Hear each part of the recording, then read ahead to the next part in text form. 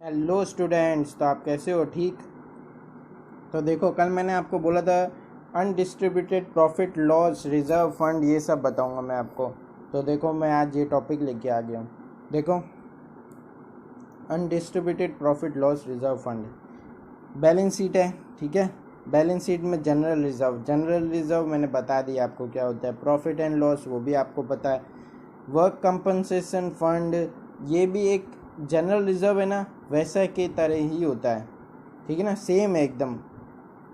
और work compensation reserve investment fluctuation, देखो investment fluctuation reserve, ठीक है ना। फंड बोलो रिजर्व बोलो, बात एक ही है। ये जो वर्कमैन और इन्वेस्टमेंट फ्लक्चुएशन है ना, ये दोनों सेम ही एक जैसे ही हैं, ठीक है ना। और ईपीएफ यानी एम्प्लॉयमेंट प्रोविडेंट फंड, देखो एम्प्लॉयमेंट प्रोविडेंट फंड कभी भी पार्टनर्स में डिस्ट्रीब्यूट नहीं होता है, कभी भी पार्टनर्स में डिस्ट्रीब्यूट नहीं होता है। जबकि वर्कमैन कंपनसेशन इन्वेस्टमेंट फ्लक्चुएशन और वर्कमैन कंपनसेशन डिस्ट्रीब्यूट होते हैं, और जनरल रिजर्व भी डिस्ट्रीब्यूट होता है। अब मैंने आपको लाइबिलिटी साइड के तो सब बता दिए, अब मैं बताऊंगा आपको एसेट साइड के, ठीक है। अब एसेट्स में क्या है, वही profit and loss, advertisement expenditure, revenue, डेफिड revenue expenditure, ठीक है। अब ये चीज़ तो मैंने बता दी कि ईपीएफ जो होता है ना, वो कभी डिस्ट्रीब्यूट नहीं होगा। क्या नहीं होगा? डिस्ट्रीब्यूट नहीं होगा पार्टनर्स में, ठीक है। अब पहली चीज़, ये दो एंट्रीज है, ठीक है ना, for distributing reserves and accumulated profits.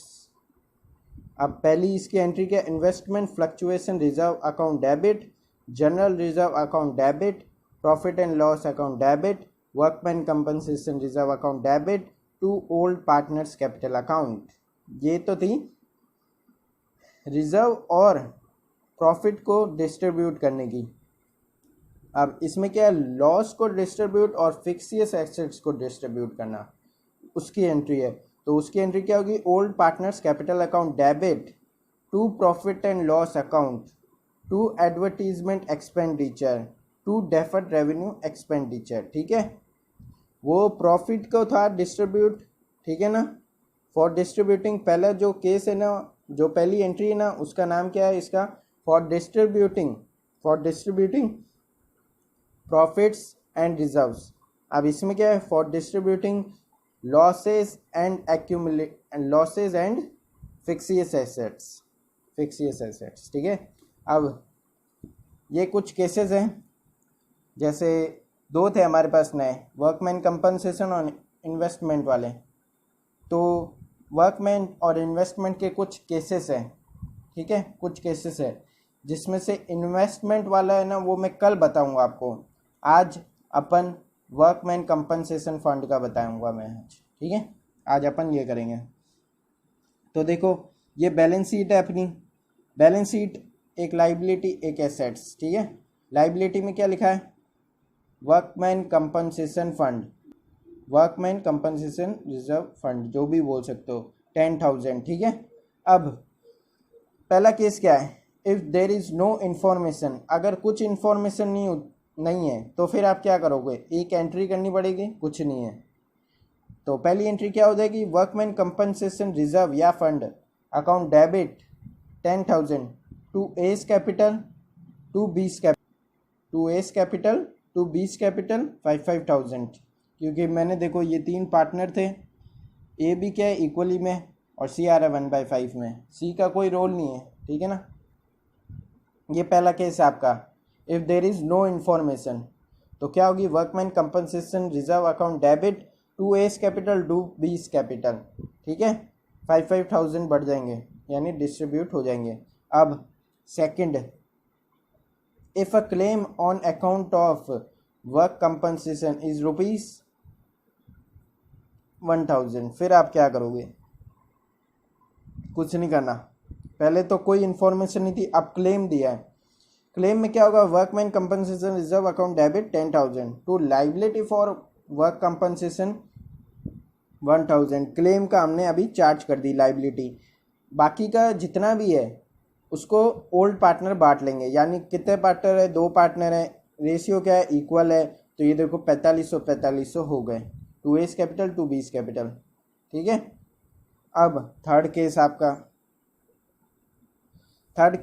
क्या आ रहा है, if a claim on account of workman compensation is ₹11,000।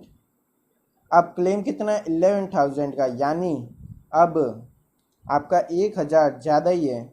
ठीक है ना।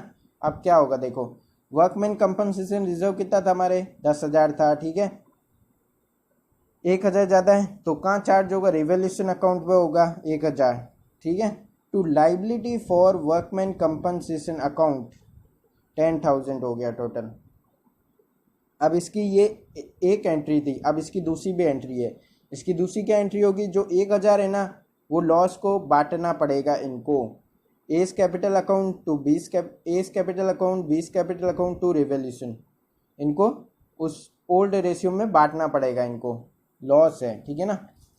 अब हम करेंगे इसका चौथा केस में क्या है, if a claim on account of workman compensation is ₹10,000, यानी पूरा का पूरा खत्म, नील हो गया। ये जो पूरा का पूरा फंड नील हो गया, कुछ भी नहीं है। वर्कमैन कंपनसेशन रिजर्व या फंड जो भी बोलो आप, account debit 10,000 to liability for workman compensation 10,000, खत्म। ठीक है। Last case and final case आपका, अगर अब इसमें कोई लाइबिलिटी साइड में आपका कोई बैलेंस नहीं है वर्कमैन कंपनसेशन का, तब आप क्या करेंगे बैलेंस शीट में। ठीक है ना। तब और आपका क्लेम भी हो जाएगा, क्लेम अगेंस्ट में हो जाएगा वर्कमैन कंपनसेशन रिजर्व इज ₹32। देखो इसका फिफ्थ केस में क्या है, बैलेंस शीट में हमारा कोई बैलेंस है नहीं workman compensation, but claim against हो रहा है कितना, 3200 वर्कमैन कंपनसेशन रिजर्व। तो अब क्या होगा, कुछ नहीं होगा, रिवोल्यूशन अकाउंट में चार्ज होगा, revolution account debit to 3200 to liability for workman compensation account 3200। इसकी ये थी पहली एंट्री। अब दूसरी सुनो, A's capital B's capital to revolution, A's capital account debit 1600, B's capital account debit 1600 to revolution account 3200। ठीक है। ये आपके केसेस थे। मैं आपको केसेस एक बार वापस बता देता हूँ, एक बार रिवाइज हो जाएगा आपका। देखो ये वर्कमैन कंपनसेशन फंड के केसेस हैं। ए और बी के इक्वल पार्टनर्स हैं, सी आ रहा है 1/5 में, सी का भी कोई रोल नहीं है अभी। बैलेंस शीट में हमारे लाइबिलिटी साइड में पड़ा है वर्कमैन कंपनसेशन फंड। इसके 5 टोटल केस है, फटाफट अपन रिवाइज करते हैं। ठीक है। पहली चीज, अगर कोई इन्फॉर्मेशन नहीं होगी तो क्या होगा, workman compensation reserve account debit पूरा का पूरा 10,000 to A's capital to B's capital account, क्या करोगे, इक्वली में बांट दोगे क्योंकि इनका रेशियो क्या है, इक्वल। ठीक है। Second case, if a claim on account of workman compensation reserve is ₹1,000। अब इसमें क्लेम किया है 1,000 का, तो अब क्या करोगे, workman compensation reserve account debit 10,000 क्या, सॉरी 10,000। ठीक है ना। ये पूरा का पूरा 10,000 to liability for workman compensation. अब इधर आएगा 1,000। अब देखो 10,000 में से 1,000 गए, 9,000 बचा। अब जो भी बचा है वो ओल्ड पार्टनर डिस्ट्रीब्यूट करेंगे अपने में, उनके रेशियो में। जैसे मैंने अभी रेशियो लिया इक्वल, तो ये इक्वली में बांट देंगे to A's capital account to B's capital account. 4500 हो गए 9,000, यानी आपके टोटल हो चुकी है ऊपर के भी डेबिट के भी 10,000 और नीचे के भी 10,000। अब देखो third case, if a claim on account of workman compensation is ₹11,000। अब क्या करना है, देखो ऊपर बैलेंस शीट में हमारे 10,000 था, 1,000 ज़्यादा हो गया। अब तो इसमें 2 एंट्री बनेगी। देखो पहली, workman compensation reserve account debit 10,000, balance sheet का ही डाला है हमने, 1,000 ज़्यादा पड़ गया, हमने रिवोल्यूशन अकाउंट से चार्ज किया है। Revolution account debit to 1,000 to liability for workman compensation हो जाएगा हमारे कितना, 11,000। अब इसकी second entry, A's capital account B's capital account to revolution. अब ये बोलोगे 1,000 कहाँ से आया, 1,000 हमारा एक्स्ट्रा है, बैलेंस शीट में कितना था 10,000 और 11,000 का चार्ज करना पड़ा। ठीक है। तो तो अब इन दोनों में 500-500 करके हमने डिस्ट्रीब्यूट कर दिया है। रेशियो क्या था, इक्वल था। ठीक है, अब हम आपको बताएंगे चौथा और पांचवा केस। ठीक है, अब ठीक है, if a claim on account of workman compensation is ₹10,000, यानी पूरे का पूरा। तो देखो इसमें क्या होगा, वर्कमैन कंपनसेशन रिजर्व या fund 10,000 to liability for work compensation क्या हो जाएगी 10,000। ठीक है, इसमें तो पूरा का पूरा हो गया। Last case and final case, if there, अब देखो मैं ऐसे ही बता देता हूँ आपको हिंदी में। आपकी बैलेंस शीट में लाइबिलिटी साइड में कोई भी वर्कमैन कंपनसेशन बैलेंस नहीं है। ठीक है, और आपके एडिशनल इन्फॉर्मेशन में लिखा है कि क्लेम अगेंस्ट चार्ज किया है वर्कमैन कंपनसेशन रिजर्व का कितना 3200।